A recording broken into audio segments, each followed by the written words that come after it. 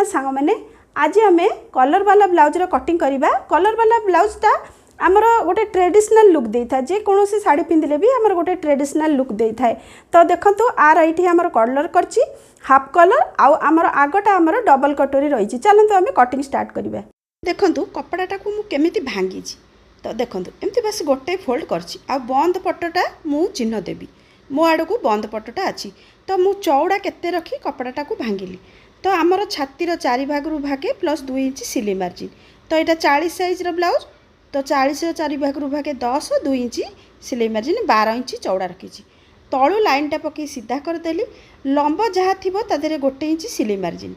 तो मोर ये 14.5 इंच लंब अच्छी, मु 1 इंच सिलाई मार्जिन देली। तो 15.5 इंच मुझे चिन्ह देली। आपण हिसाब से चिन्ह देवे। तापर यहाँ आमर कलर वाला ब्लाउज, तो से आमर शोल्डरटा पूरा फुल रहिबो। तो 40 साइज पे ये मु 8 इंच पूरा देली शोल्डर 8 इंच रु 2 पॉइंट कम देइछि। तो यही हिसाब से आप 38 आउ 40 साइज पे यही हिसाब से चिन्ह देवे। तो ये 8 इंच रु मु 2 पॉइंट कम कि 8 इंच देले भी किसी असुविधा हेनी। तो ये मु चिन्ह देदेली। तापर ये आमर आर्महोल चिन्ह दबा। आर्महोल ये 7.5 इंच चिन्ह देली। तो शोल्डर 8 इंच होगला, आर्महोल आमर 7.5 इंच होगला। यहाँ आमर चेस्टर लाइनटा। तापर ये बेकर चौड़ा मुझे 3 इंच रखी। तापर देखो ये आमर गोटे डाउन हम ये 0.75 माने हाफ इंच रु टिके अधिका आउ 1 इंच रु टिके कम। तो ये देखो एमती डाउन करवा ना आमर कांध खसब। तापर ये देखो जहाँ है आर गोटे मिडिल पॉइंट रे चिन्ह दबा। तापर ये देखो आमर 1 इंच रे चिन्ह दबा। 1 इंच रे चिन्ह देकरी आउठी देखो हाफ इंच रे भितर को गोटे चिन्ह दबा। आमर सेपटा आमर काख पाखे जमी कपड़ा जमा नहब हाफ इंच रु टिके कम मुझे चिन्ह दे। देखो हाफ इंच रे भी देले किसी असुविधा नहीं। तो ये मु हाफ इंच रे भाया चिन्ह देली। तापर ये देखो सेपटा मुझे यू आणिकी यू आम देखो हल्का सा आमर डाउन है। ये 2 पॉइंट डाउन होती कटोरी ब्लाउज रे मु हाफ इंच डाउन करे, एठी मात्र 2 पॉइंट डाउन करेंगे, बेसी करेंगे। तापर आमर अंटा अच्छी 34 ता 4 भागरू भागे 8.5 1 इंच टक्स आ 1.5 इंच 2 इंच जहाँ भी आप सिलाई मार्जिन नेबे। तापर ये आमर देखो चेस्ट 10 इंच 2 इंच सिलाई मार्जिन। तो ये लाइन गुड़ाक सब आम मार्जिन गुड़ाक पकईदबा। तापर आम कौन करवा देखु ये जो टक्स चिन्ह दवाई ये जो फिटिंग लाइन आम देले से फिटिंग लाइन ठू तार मझीरे गोटे चिन्ह दबा। आउ ये कलर वाला ब्लाउज रे टिके टक्स बड़ हुए। तो ये 5 इंच 5.5 इंच टक्स आप देपारे। तापर एथरक आम कटिंग करदेबा। कटिंग कर सारा पर आमर ये बैक साइडटा पकईकि फ्रंट साइडटा जेमती चिन्ह थिला सेमती देदेले। बस तले आमर हाफ इंच बढ़ाला, बाकी जेमती थिला आमर सेमती खाली तल पे आमर फ्रंट साइड पे हाफ इंच बढ़ेले। देखो बाकी आमर 7.5 इंच रे जेमती थिला आर्महोल चिन्ह आम सेमती देदेले।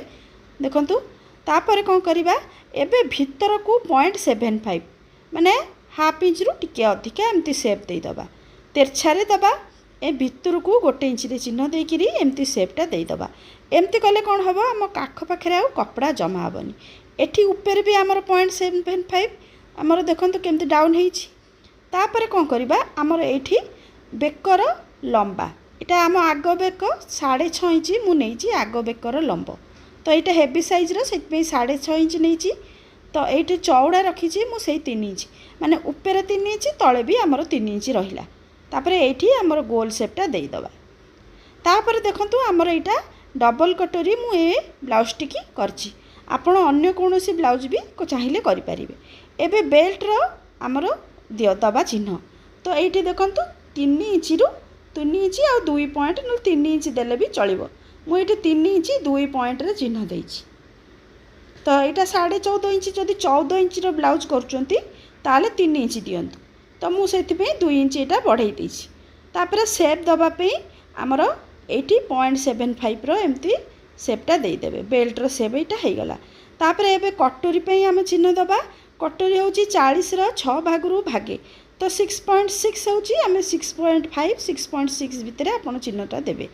तापर कौन करेंगे ये बेक पाखु 1 इंच रे चिन्ह देवे। आउ एटा कलर वाला ब्लाउज बिली देखो पूरा ये रखिकी आर्मोल पाखु 2.5 इंच रे आमर चिन्ह दिहब किंतु डबल कटोरी मु 2.2 2.1 रे चिन्ह दिए। ये देखो सेपटा एमती दिहब एथरक केमती देखो आमर जमी कटोरी सेपटा भल देखा तो यही भाव आम सेप देदेबा देखु देदेले तापर कौन करवा आम ए कटोरीटा को डबल करवा तो ये ऊपर रखिकी मु 10.5 इंच रे चिन्ह देवी जदि आपणकर ब्लाउजर लंब आउ टिके कम थी 14.5 इंच रु तो ये आपड़ आउ 2 पॉइंट कम करदेवे तो ये आमर डबल कटोरी यहाँ हम आम ताकू पर बड़ करवा देखो ये 10.5 इंच आउ 1 पॉइंट अधिका अच्छी तो ये आमर हो गला। तो एबे कौन करवा आम ये देखो लाइनटा टिके सीधा नाला सीधा करदेली एबे पूरा पार्ट गुड़ाक कटिंग करदबा कटिंग करी फास्ट आम हाथ कटिंग करवा तापर आम कटोरी को बड़ करवा।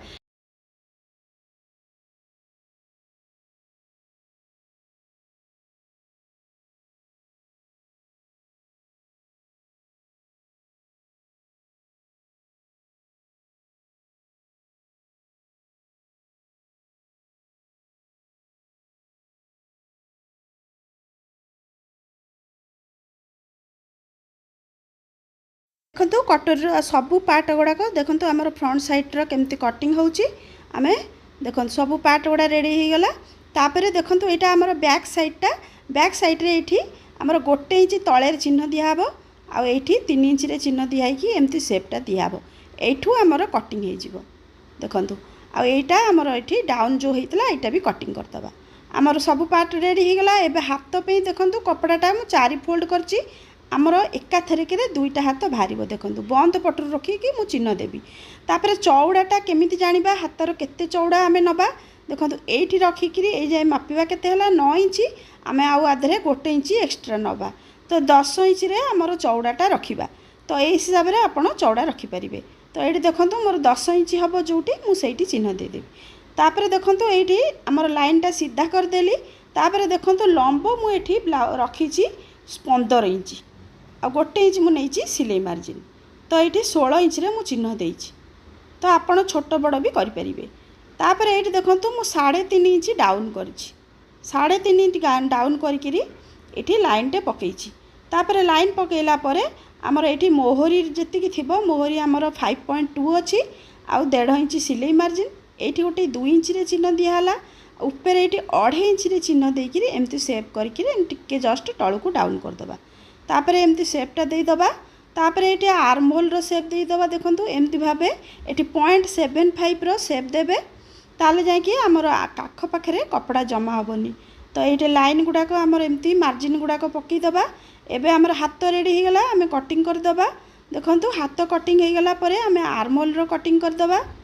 एबे आम कटोरी की बड़ करवा देखो जमती सबू पार्ट रे कटोरी बड़ करते जमती थिला सेमती आग चिन्ह देदबा देखो जमती थिला सेम चिन्ह देदबा तापर आमर 2 साइड रु तलू आमर 1 इंच बढ़ा हे देखो एपटू 1 इंच एपटू 1 इंच ऊपर आमर हाफ इंच बढ़िबो तापर एमती लाइन टे पकईदबा देखो एपटू लाइनटा एपटे डट डट करके एमती सेप देदेवे तापर ये जो मझिरे जो लाइनटा आमर ये तार मझी पॉइंट बाहरला तलू को 1 इंच रे चिन्ह दिहला आउ यही भाव सेप देगला आर लंबाटा जी देखु 8.5 इंच लंबा तो आर लंबा भी सेतिक रहिबो आउ एटा को मापिला 2.5 इंच रहिला हमर छोट कटोरी एठी आमे 1 इंच बढ़ेइबा आ लंब से 8.5 इंच रहिला आउ ऊपर हमर 2.5 इंच थिला आमे 3.5 इंच कले माने 1 इंच आमे बढ़ेइले एमती भाबे देखो गोटा बॉक्स बनै देले आर मिडिल पॉइंटटा बाहर करिबा तापरे हुक पट्टी पटू 1 इंच डाउन करिबा आर पटरू हाफ इंच डाउन करिबा